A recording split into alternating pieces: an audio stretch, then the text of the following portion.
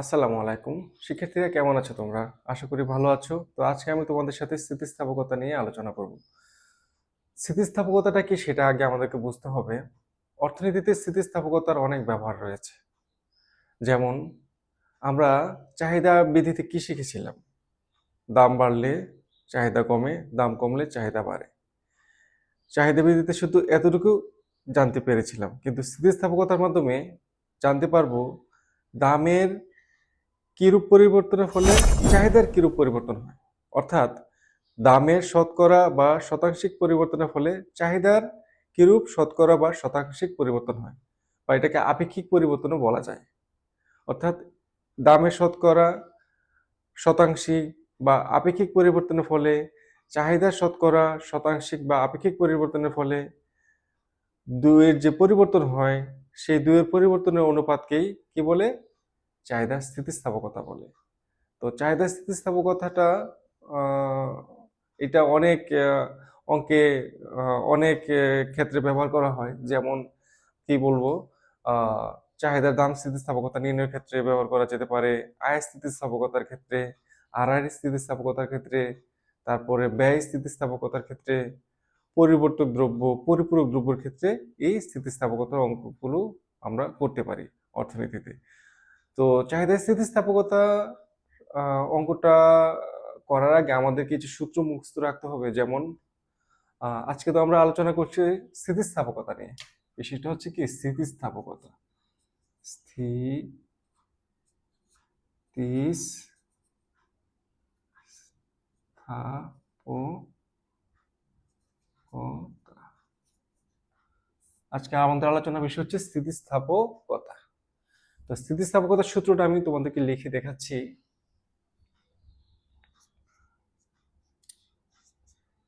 যেমন চাহিদার স্থিতিস্থাপকতার সূত্র। স্থিতিস্থাপকতার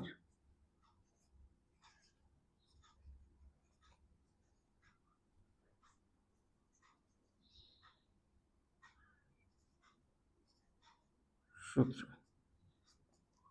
সেটা কিভাবে? ই ডি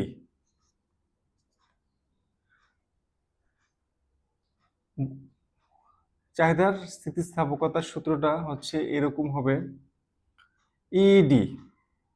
তাহলে আমরা একটা মাঝখানে একটা টান দিব, উপরে লিখব চাহিদার পরিবর্তনের পরিমাণ, চাহিদার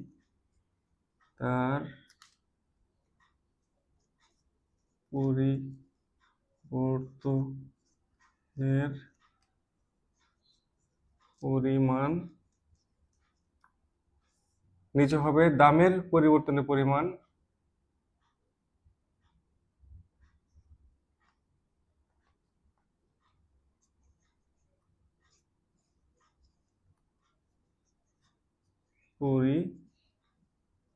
পরিবর্তনের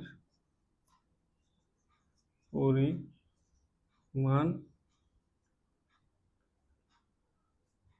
এখানে ইনটু দিব, উপরে হবে প্রাথমিক দাম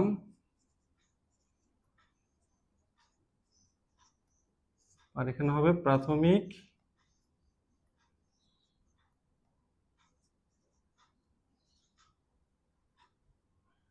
চাহিদার পরিমাণ। ঠিক আছে, প্রাথমিক চাহিদা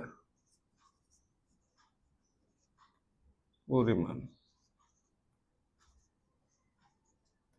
ঠিক আছে, তাহলে আমাদের চাহিদার স্থিতিস্থাপকতার সূত্র এটা মুখস্থ রাখতে হবে। ইডি ইকুয়াল চাহিদার পরিবর্তনের পরিমাণ বাই দামের পরিবর্তনের পরিমাণ ইনটু প্রাথমিক দাম বাই প্রাথমিক চাহিদার পরিমাণ।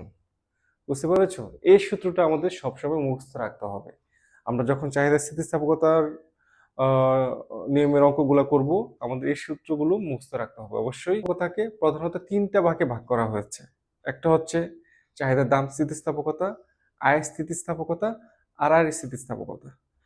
আজকে আমি তোমাদের চাহিদার দাম স্থিতিস্থাপকতার উপরে একটা সমাধান করে দেওয়ার চেষ্টা করব। সেটা দিলার আর্য বইয়ের, অক্ষরপত্র প্রকাশনের দিলার আর্য বইয়ের একটা উদাহরণ থেকে আমি সেটা করে দেখাচ্ছি। একটি দ্রব্যের দাম 10 টাকা থেকে হ্রাস পেয়ে 8 টাকা হলে চাহিদা 20 একক থেকে বৃদ্ধি পেয়ে 24 একক হয়। চাহিদার স্থিতিস্থাপকতা নির্ণয় করো। বৃদ্ধি পেয়ে 24 একক হয়। এখানে একটা বিষয় লক্ষণীয় যে দাম বৃদ্ধি পেল, চাহিদা কমে গেল। আমরা জানি চাহিদা বৃদ্ধি অনুযায়ী কিন্তু কথাটা আছে, কিন্তু এখানে বলেছে যে চাহিদা স্থিতিস্থাপকতা নির্ণয় করতে, অর্থাৎ দামের কিরূপ পরিবর্তনের ফলে চাহিদার কিরূপ পরিবর্তন হয়েছে সেটা আমাদেরকে নির্ণয় করতে বলেছে। ঠিক আছে, তাহলে আমরা অঙ্কটা করি, করলেই আমরা জিনিসটা ক্লিয়ার বুঝতে পারবো।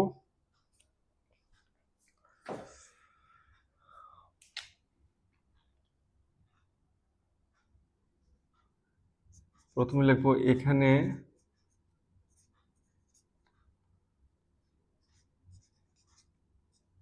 দ্রব্যের প্রাথমিক দাম পি লিখবো। পি সমান সমান কত আছে? 10 টাকা। হ্যাঁ, 10 টাকা। দ্রব্যের পরিবর্তিত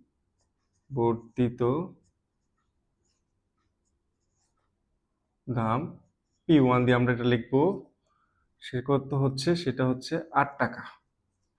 ঠিক আছে, সুতরাং দামের পরিবর্তন ডেল্টা পি দিয়ে লিখবো। সেটা P1 কত? P1 থেকে P কে আমরা বিয়োগ দিব। হ্যাঁ, এখানে P1 হচ্ছে 8 আর P হচ্ছে কত? 10, 2, তাহলে -2 হচ্ছে দামের পরিবর্তন। বুঝতে পেরেছো শিক্ষার্থীরা আমরা কিভাবে দামের পরিবর্তনটা বের করেছি? যেমন এখানে প্রাথমিক দাম 10, পরিবর্তিত দাম 8, মানে দামটা হ্রাস পেয়ে 8 টাকা হয়। তো আর দামের কত পরিবর্তন হচ্ছে সেটা আমরা ডেল্টা পি দিয়ে বের করে ফেলেছি। যেমন 8 থেকে 10 কে বিয়োগ দিলে -2 হয়। আবার আবার আমরা কি লিখবো?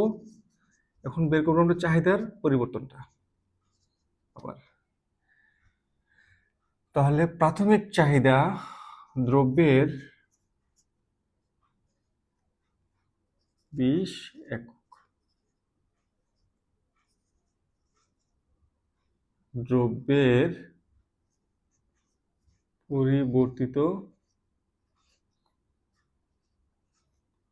চাহিদা সেটা আমরা লিখবো Q1 দিয়ে, কত? 24 একক। ঠিক আছে, তাহলে চাহিদার পরিবর্তনটা কি সেটা আমরা বের করে ফেলবো। সুতরাং চাহিদার পরিবর্তন পরিমাণের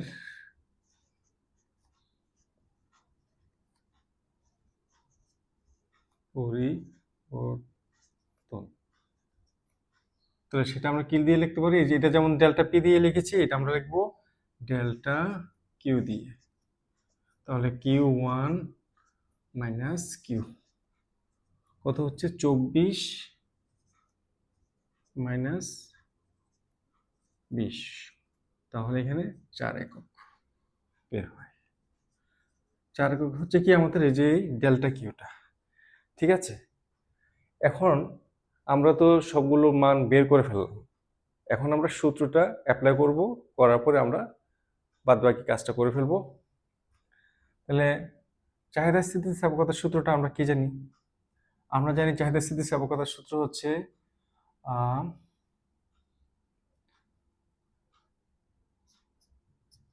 চাহিদার দাম স্থিতিস্থাপকতার সূত্রটা কি এটা আমরা লিখে ফেলি।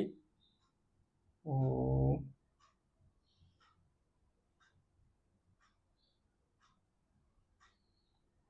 এই যে সূত্রটা আমাদের জানা রাখতে হবে, delta Q by delta P into P by Q.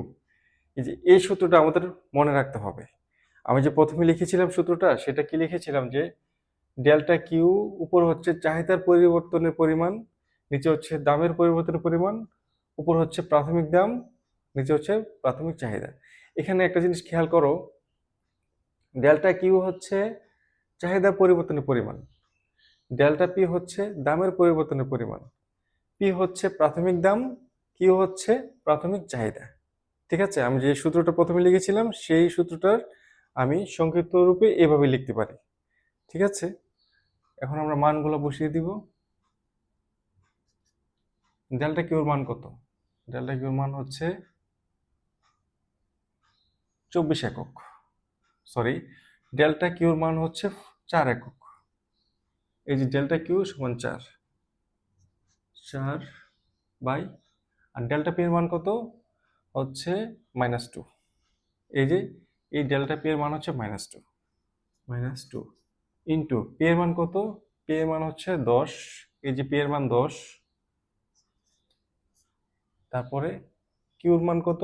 এই যে কিউর মান হচ্ছে 20। আমরা এখন কাটাকাটি করে ফেলতে পারি, বা ক্যালকুলেটরেও আমরা অঙ্কটা করে দেখাতে পারি।